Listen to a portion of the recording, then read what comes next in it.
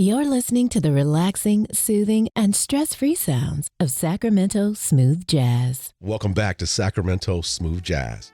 Okay, you lovers of smooth jazz and the smooth sound, I want you to get ready for the skilled improvisation and the impressive Phillip Doc Martin, an amazing saxophonist whose electrifying performances have thrilled crowds for over 20 years. Yes, time has flown by. Growing up in Miami, Phillip found his calling with the saxophone and quickly rose to lead his high school jazz ensemble.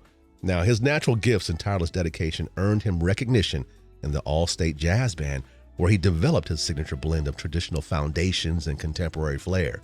So for those of you who know him, you know he has a lot of flair, right? He has 8 albums underneath his belt. That's right.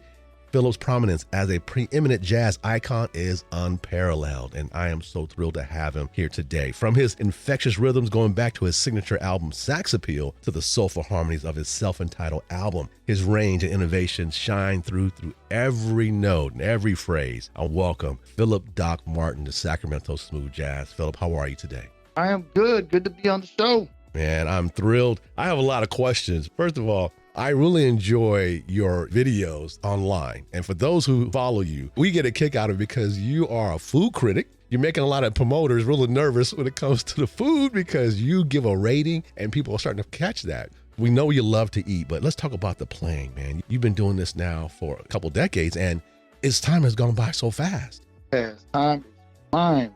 Let me ask you something. Why the saxophone? How did that start? Well, I'll never forget it, man. I was sitting in Georgia at one of my aunts and uncle's house. I heard this thing, it's like compact disc, like just came out. You know, the CD player was as big as like a VCR, right? Right. It was crazy. So over the speakers, I heard this sound. I'm like, I don't know what that sound is. That's what I got to do, right? Come to find out, it was Kenny G's Songbird. That year, I was in 5th grade. I ended up going to band. Got the saxophone, and that's what Kenny G played. I want to play that, but he played soprano, but I ended up picking up alto sax option. I just one of those guys that stuck with it. Played through middle school, high school, got a scholarship to college to go to just play in the jazz band in college and stuff to get a full ride. And you know, a lot of other crazy things happened after that. We'll get to that, but yeah, that's pretty much what happened. Wow. Okay. So Kenny G gets some credit for laying down that sound and then capturing the ears for you. And then the rest is history. So were you into music prior to that? Did you enjoy listening to other artists? You know, I didn't realize I was into music like that until that moment, really. It didn't really hit me like that until, that moment. So. Okay. Now, since then, what other influences that you had? As far as saxophone or as far as like other instruments or whatever? Any instrument. Oh, mainly saxophone. Like I actually got lucky because my next door neighbor across the street, she would come across these saxophone players that she introduced me to. Because, you know, when I first started playing sax, they're like, oh, you got to listen to John Coltrane. You got to listen to Charlie Parker. Yeah. And that's cool and all. But what I found was, I mean, their playing was so sophisticated and so deep. I'm 9 years old, man. I can't process or try to even attempt to play that kind of stuff. Man. I'm trying to play hot cross buns and I can barely do that. You know what I'm saying? Like, I can't play like Charlie Parker. Right. So my next door neighbor was like, yeah, I saw this saxophone player on Entertainment Tonight or whatever. His name is Dave Cos. And she gives me this guy's CD. I listened to it and like, I just understood it, man. Like it spoke to me. Like I could actually like try to emulate it a little bit, you know? And I transcribe, when I say transcribe, I like pretty much, if you put it on the CD, I can play to the whole CD. Right. I managed to do that by the middle of high school. I was able to do that. Wow. And sort of towards the end of high school, the same next door neighbor, she was like, oh, I was watching the Arsenio Hall show and I heard this saxophone player. You should check it out. She gave me a CD of Everett Harp. Okay. Right? So I started listening to that and I'm like, man. So what was kind of cool is that once I got those artists under my belt, then I went back to the Charlie Parker and the John Coltrane and all that. And I was able to further understand it and approach it because I had, the building blocks to actually approach it at that point. So now fast forward 20 some years, and I have a performance degree in music, and a lot of people don't realize this. Well, they don't know. They know me as a dentist. I'm a dentist, by the way. Right. They know me as that, and they think, oh, he's a smooth jazz cat. But when they catch me on the gig and they try to pull out a little something, like friendly competition or whatever, right. Man, I got a little blade under my cloak, man. I'll pull out a little something on them, man. They be like, wait a minute, I didn't know you was rolling like that, Yeah. Right. It's interesting that you, going back to what you say, your dentist, I recall when I first learned of it, I said, oh, that's where the doc comes from. He's a dentist, and looking at your videos and things of that nature. And you've even shot music videos in your office. Right. You're standing up on the chair. I love it. That's right. Guys. So we're talking about performance degree. You're performing. You're not just playing and walking through the halls in the office. You are making the dental chair a prop. Standing out low. Yes. So you are performing in your own office, and it's amazing. So I have so many questions. Over the last 20 years, you got into writing, things of that nature. So how did the writing aspect kick in for you when you start to write your own music? When did that kick in? So when I was in undergrad, I was playing in a bunch of different ensembles, like quartet, like a small group, big band with, the trombones and the trumpets. And then I would be doing like little gigs and stuff. And everyone, I was playing behind all these people. I was a sideman. And I'm like, man, I got all these musical ideas. Like, there was this group called Hot Lunch, which is a horrible name, by the way. But that was the name of this band that I was in. And all the members were writing tunes for the band. And the tunes were okay, but I'm like, man, let me write something to cater to me. This is my opportunity to play my own music. So I started writing, and I came up with at least 9 songs, man. I would just sit at the piano and just compose these tunes. And, I started playing them in that band, and I was like, man, I think I should make an album, Yeah. So I ended up meeting this guy named Tony Hemmings, who actually, he is big time now, man. I was his first album he ever produced. And now, he just got done producing a record for Justin Bieber and this other girl named Kylie Uchis. She's big time now. He does everything. But anyway, yeah, that's how I pretty much got my start, man. Wow. Like that. I'm speaking with saxophonist, songwriter, Phillip Doc Martin, also dentist. And he's joined us here for a few minutes here on Sacramento Smooth Jazz. We're talking about his music, his history, talking about where he's going to go. We're going to talk about a lot of things he's doing on social media, and we're just having a wonderful time having a discussion with here. So let me ask you this. You've been on the stage with many people throughout the last couple decades. You've shared the stage with many great individuals. What stands out most overall? A real cool one was I did this St. Lucia Jazz Fest, and I got to share a stage with John Legend, George Benson. But yeah, man, we got to chill, hang, make some music. But the funny story about that actually is there's only one way off and on that island. It doesn't matter how big you are. We all had to take a turboprop from San Juan, Puerto Rico to St. Lucia. So everyone after the gig got on this turboprop. And I'm like, man, if this turboprop goes down, we're going to lose a lot of musicians.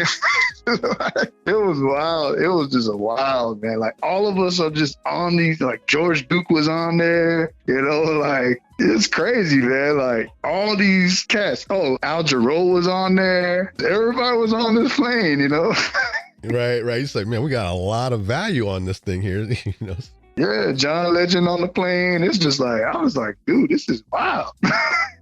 Okay, wow. So let me ask you, you're very energetic on stage. Where's that come from?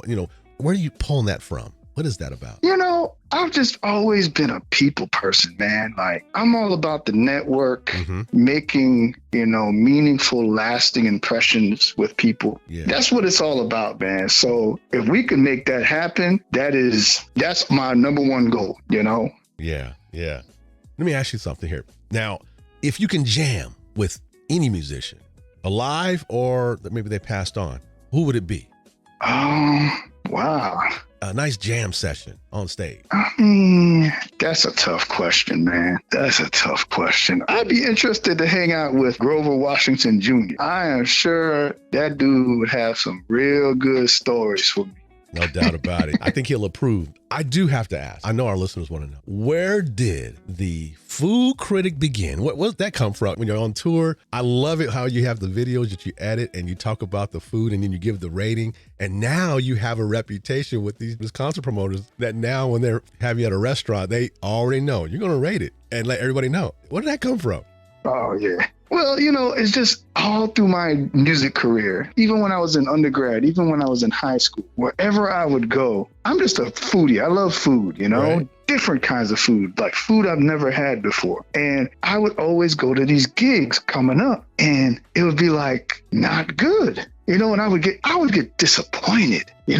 I drove my car 4 hours to get to this gig. And I'm eating a peanut butter and jelly sandwich on the gig, No what I'm saying? To me, it's like, that's what kind of makes it memorable. I went to this destination and I ate this and it was great. I guess that's what makes me get off. Like everyone has the thing that makes them happy. That's what makes me happy. Going to a new land and trying good food. Like I'll never forget a funny story. I flew to somewhere far. I had to get on 3 planes to get to this location. And I was a sideman for an artist. You might know who it is, Marcus Johnson. I was touring with Marcus Johnson. And we went to the other side of the United States. I'm in Maryland, and I had to get on 3 planes to get here. So we get off the plane, and the promoter picks us up in his personal vehicle, like a minivan. None of the equipment can barely fit in this minivan. They pack us in there, and the promoter drives us to Wendy's, and we get out, and he goes, "All right, man, you could get anything you want." I was like, wow. Okay. I was like, what? At Wendy's. Yeah. So I just said, let me get a number 2 or something. He's like, if you want an extra fry or extra chicken nugget, you could get it, man. You could get anything you want. I'm like, look, man, thank you. Thank you. So I look at Marcus Johnson. I'm like, man, I flew 3 planes and I'm here and I'm getting Wendy's, man. This is some BS, right? So Marcus looks at me and goes, "Shut up, Phil." That's his famous line. "Shut up, Phil. You don't know what you're talking about." Whatever, right?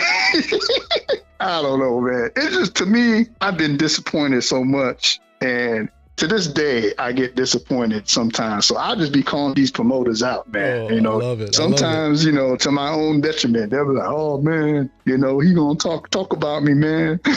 But yeah, I'm not looking for them to buy it from me. I'll buy my own food, but just show me a good place to go. Let's make some memories. Make that food right. Get that food together. I'd love it. Right. That's it right there. And your love for food, it definitely shows. I've seen you at some really nice restaurants and you're like, hey, this is a 7.5. And you have the big 7.5 pop up on the screen. You edit it. It's so impactful. And then it's like, oh, it was so good. And it's like, it's an 8.5. I haven't seen too many 9s or 10s. So here's the thing, man. I take everything into account. Now, the food could be amazing, but I take into account service, atmosphere. Right. The food could have tasted good, but it could be 1,000,000,000 degrees out there. Everyone was rude to me, like, I don't know. It's all in the experience. How did I feel in awe? You can't really portray that. There's not enough time on the video to like, oh, the air was blowing at 5 miles an hour. I can't get into that much detail, but yeah. I love it. Let's do this here. Now, you have your self-titled album and you have some great tracks on here. I noticed from your previous work, I'm hearing some vocals and it sounds like you're singing, you're doing some vocal work. But on this album here that you have, your latest one, I was talking to you, I said, there's something that just keeps popping in my head, like Won't Let Go. And I'm thinking, what? That one there is just a nice laid back tune. The lights are dim. Well, what's going on? Talk to me about at least that track. Okay. So Won't Let Go. Now, mind you, when I made this record, I was in the midst of the pandemic. My dental office was shut down. There were no gigs going on. I literally thought the world was ending, man. So that tune right there, it's like I literally was going to just quit music at that point. Oh, really? Yes. Oh, wow. Okay. Yeah. I was literally going to quit playing saxophone because I'm like, man, it's not going anywhere. Music just shut down. It ain't coming back. Oh, ain't nothing popping. So I said, you know what? This is going to be like my last record right here. And I put my heart and soul. That's what came out, man. Yeah. Okay. Yeah. Now, the whole album, you got 9 songs on here. I always tell folks, when you go to whatever streaming platform that you go buy music from, don't just buy 1 or 2 tracks from the artist. Just get the whole album, because that way it takes you on a journey and you can feel that whole journey. So when creating this and now understanding the passion behind it, is there any particular song or songs that stand out to you that are real special? I would say Won't Let Go for sure.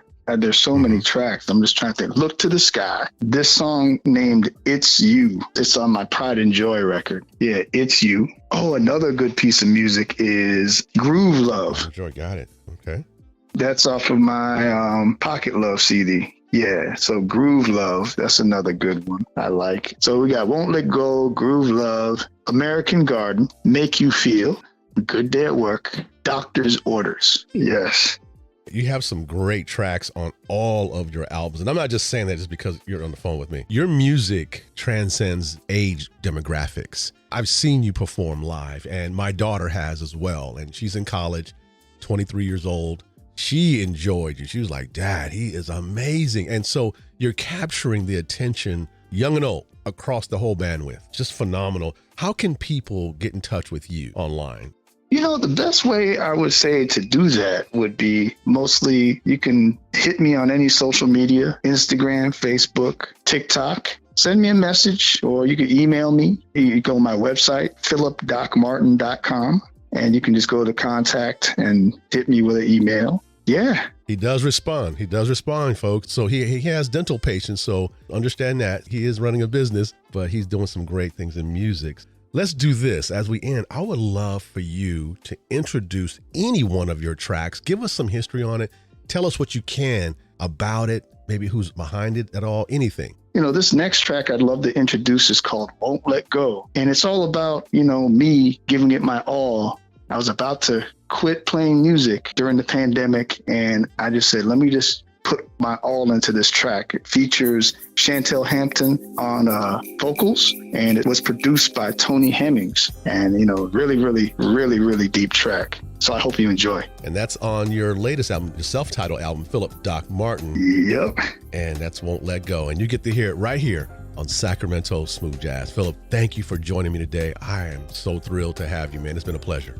Oh, man. Likewise.